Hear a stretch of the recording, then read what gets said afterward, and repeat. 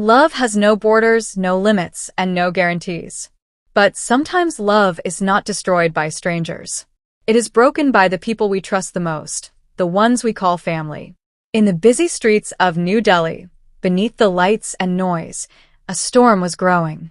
Behind the smiles shown on 90-Day Fiancé, there were tears, silence, and accusations that would change everything. Jenny Slatin and her husband Sumit Singh had struggled with family conflict for a long time. Sumit's mother, Sana Singh, never truly accepted their marriage. Over time, the tension grew worse. Then one day, she made serious accusations. She claimed that Jenny had disrespected her and even assaulted her when Sumit was not present. Jenny denied everything, but the damage had already begun. Angry and hurt, Sana gave her son an ultimatum. She told him clearly that if he did not divorce Jenny, he would no longer be her son. Hearing those words broke him. He felt torn between his wife and the woman who raised him. The pressure became unbearable. In the middle of the chaos, rumors spread quickly. Relatives stopped calling. Gossip filled family chats. Neighbors whispered. Soon, a Facebook post appeared accusing Jenny of hitting her mother-in-law. The story spread across social media and entertainment blogs. Some local news sites picked it up. Comments turned cruel. People judged without knowing the truth. Jenny felt humiliated and afraid. She had tried so hard to fit in, learning traditions, cooking Indian food, respecting the culture. Yet nothing seemed enough. She asked herself why she was still seen as an outsider. Sumit visited his childhood home alone after his mother asked to see him. The meeting was painful. His mother repeated the accusations and said he had shamed the family by marrying a woman older than her. She claimed relatives were laughing and neighbors were talking. When he defended Jenny, she told him to stop protecting her. Then she gave him the final warning, divorce your wife or you are no longer my son. He walked out heartbroken. When he returned home, Jenny saw the pain in his face. He told her he was no longer welcome as a son. They sat together in silence, realizing that love had survived many battles, but this one felt different.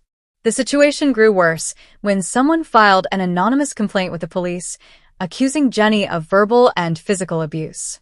In India, even rumors can trigger investigation.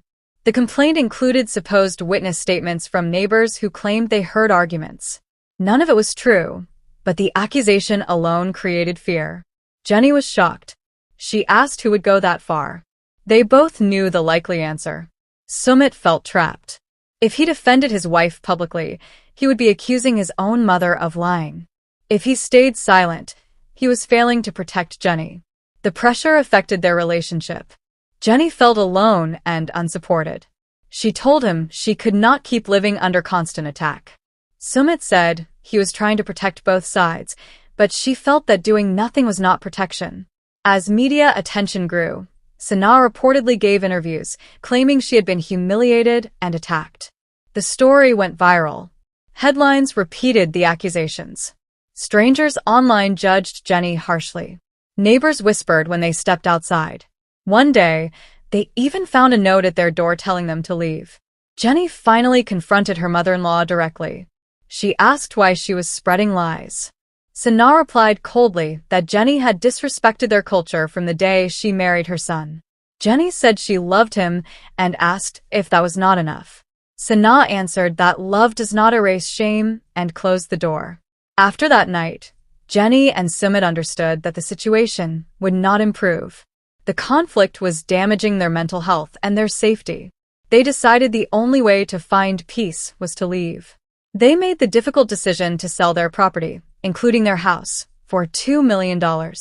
After finalizing the sale, they chose to leave India permanently and move to Canada.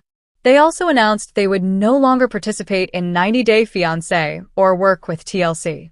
They wanted a private life away from public drama. Selling everything was emotional. The home held memories of both happiness and pain. But they believed starting fresh in a new country would give them a chance to rebuild without constant judgment. This was not just television drama. It was a story of human pain and difficult choices. Love had faced its final test. Instead of continuing a public battle, they chose peace. When they boarded their flight to Canada, there were no cameras documenting the moment. It was simply a husband and wife choosing distance from conflict. They did not know what the future would bring, but they knew they needed space from accusations and family pressure. In the end, their story became about survival rather than spectacle. Love had carried them through rejection and criticism before. Now it carried them toward a new beginning. Whether that new life would finally bring the peace they had searched for remained uncertain. But for the first time in a long while, they were walking away from chaos instead of fighting inside it. Interviews began appearing everywhere. A local YouTube channel came to Sanaa's house and recorded her side of the story.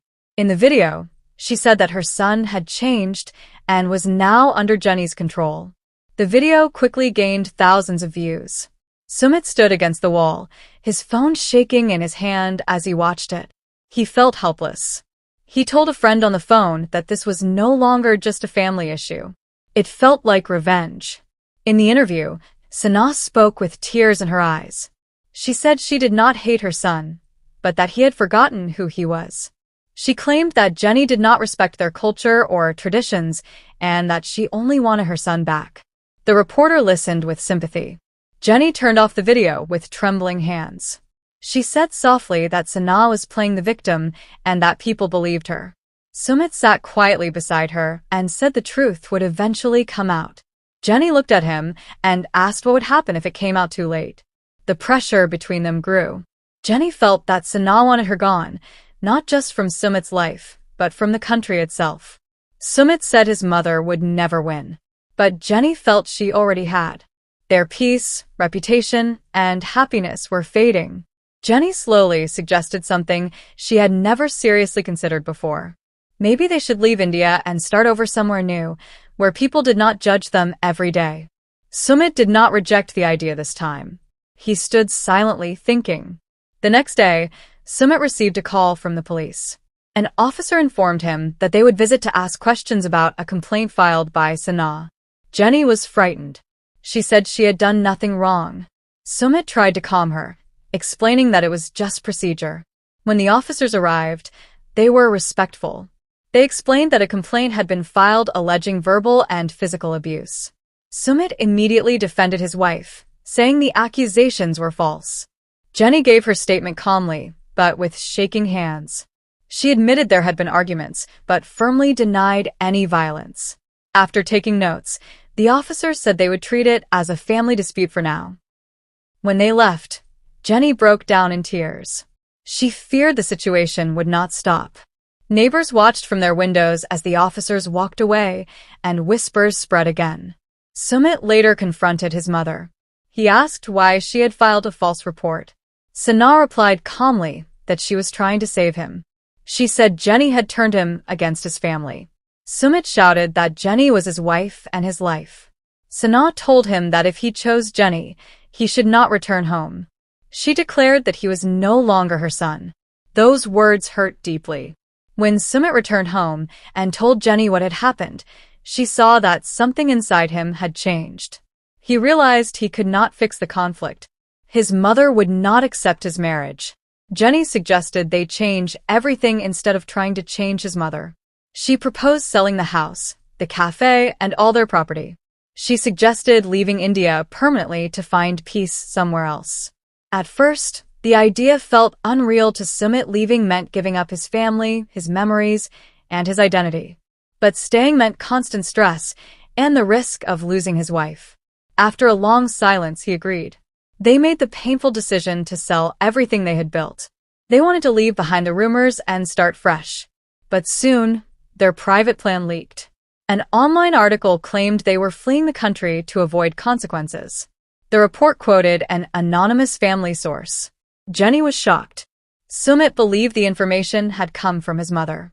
Outside, neighbors whispered again, saying the couple was running away. Jenny felt overwhelmed. A property agent visited to discuss the sale. He explained that their house and cafe could sell for around $2 million.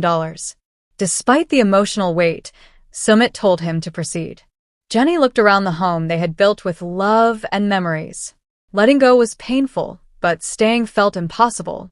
Reporters appeared at their gate asking if they were leaving because of the accusations. Sumit refused to comment. Jenny said quietly that they were leaving for peace, not because of guilt. When the sale was finalized, they packed their belongings carefully. Every room reminded them of both happiness and struggle. They said goodbye to neighbors who chose to remain kind and avoided those who had judged them.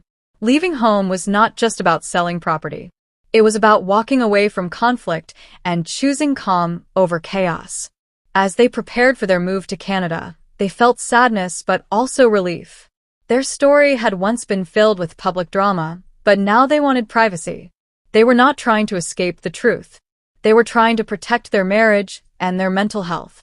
As they boarded their flight, there were no cameras documenting the moment. Just two people hoping that in a new country, away from rumors and family battles, they could finally build the peaceful life they had been searching for all along. The flight to Canada felt longer than any journey they had taken before. It was not just a change of location. It was a change of life. Jenny looked out the airplane window as the lights of India disappeared beneath the clouds. Sumit sat beside her quietly, holding her hand. Neither of them spoke much. There was too much to process. They were leaving behind family, memories, traditions, and years of struggle. But they were also leaving behind constant accusations, gossip, and emotional pain. For the first time in months, there was no noise. No reporters. No neighbors whispering. Just silence. When they landed in Canada, the cold air felt sharp and new. They had chosen a quiet city where no one knew their names. No one recognized them from television. No one cared about old family drama. They rented a small apartment at first, simple but comfortable. It was not as large as their home in India, but it felt peaceful. The first few weeks were focused on practical matters. Opening bank accounts, meeting with immigration advisors, looking into small business opportunities. They wanted to rebuild carefully, without rushing.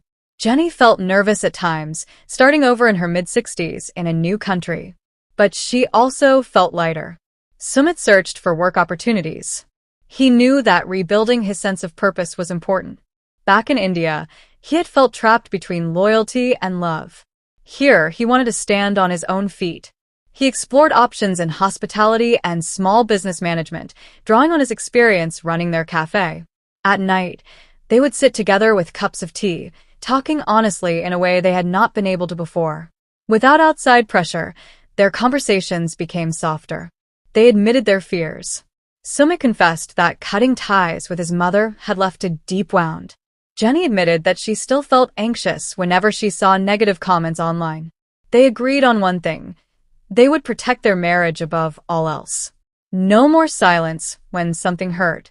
No more pretending everything was fine.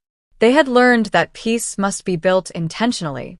Meanwhile, in India, the noise eventually faded. With the couple gone, media interest slowly shifted to other stories. Sana gave a few more interviews at first, repeating her side. But without confrontation or response from Jenny and Sumit, the attention gradually decreased. Gossip needs conflict to survive, and there was no longer any. In Canada, Jenny began volunteering at a local community center. It helped her feel useful and connected. She met people from different backgrounds who had also moved countries for love, safety, or opportunity. Hearing their stories reminded her that starting over was not a sign of failure. It was a sign of courage. Sumit, after months of searching, partnered with a local entrepreneur to help manage a small cafe. It was modest, but it felt like a fresh beginning. He worked long hours at first, determined to prove to himself that he could build something without family approval or television fame. One evening, after closing the cafe, he returned home smiling in a way Jenny had not seen in years.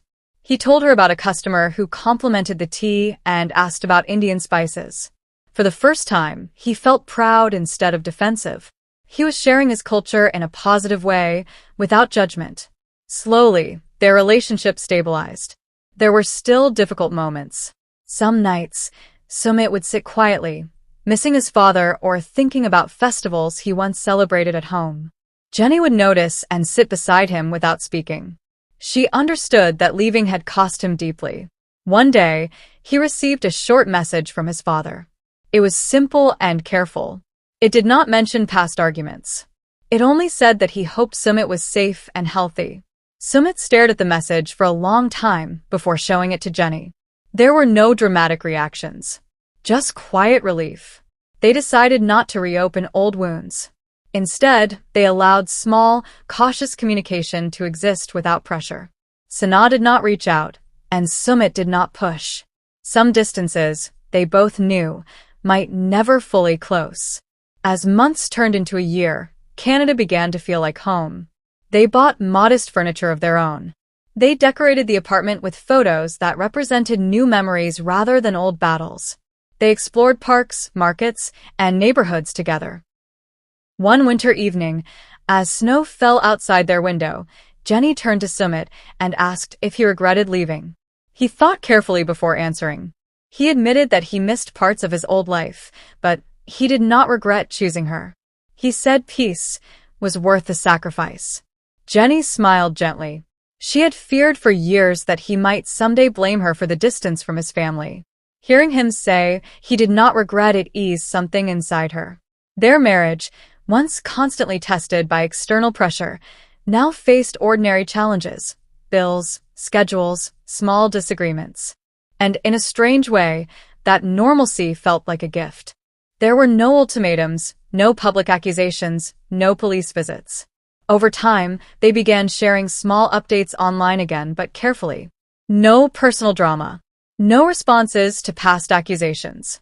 Just simple moments, a new recipe, a snowy street, a quiet anniversary dinner.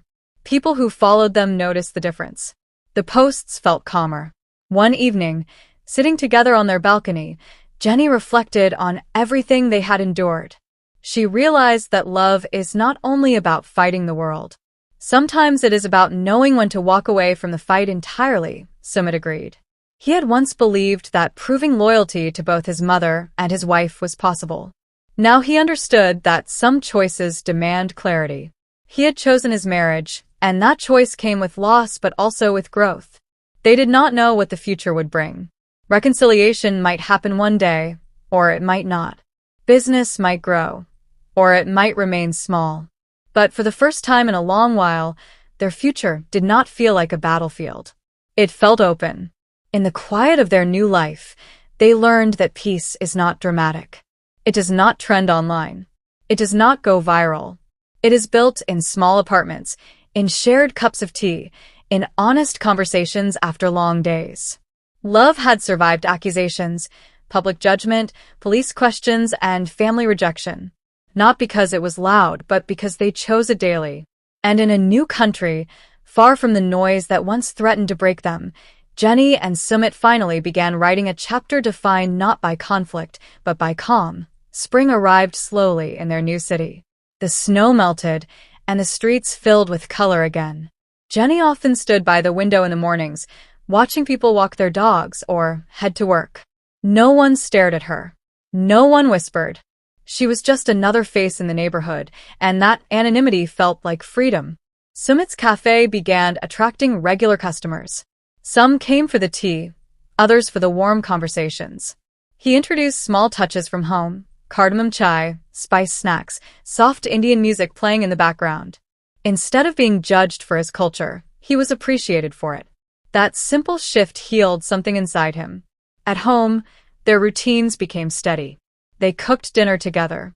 They argued sometimes about small things: how much salt to add, whose turn it was to do laundry, but those disagreements ended in laughter instead of silence. The heavy tension that once lived between them was gone. One evening, Jenny brought up something she had been thinking about. "Do you ever feel angry?" she asked gently. Sumit looked at her carefully. "At Ma?" he asked. She nodded. He admitted that he had felt anger at first. Anger at the accusations, at the interviews, at the ultimatum that forced him to choose. But over time, the anger softened into sadness. He realized that holding on to resentment would only poison their new beginning. Forgiveness did not mean agreement, he explained. It meant freeing himself from constant bitterness. Jenny understood. She had also reached a point where she no longer wanted to relive the past. She did not excuse what happened, but she refused to let it define her future. Months later, they decided to move from the rented apartment into a small house on the edge of the city. It was modest but bright, with a tiny backyard where Jenny could grow plants again. When they signed the papers, they both felt a quiet sense of accomplishment. This home was not built under pressure or public attention. It was built from scratch together. On the day they moved in, they placed only a few important items first: a framed wedding photo, a small statue from India, and a simple wooden table where they could share meals. "New house, new energy," Jenny said softly. Sumit smiled. "New chapter." Occasionally, messages from India still appeared online. Some people continued to debate what really happened. Others apologized for believing rumors too quickly. Jenny chose not to respond. She had learned that not every accusation requires an answer. One afternoon, Sumit received another message from his father. This time it was a photo, an old family picture from years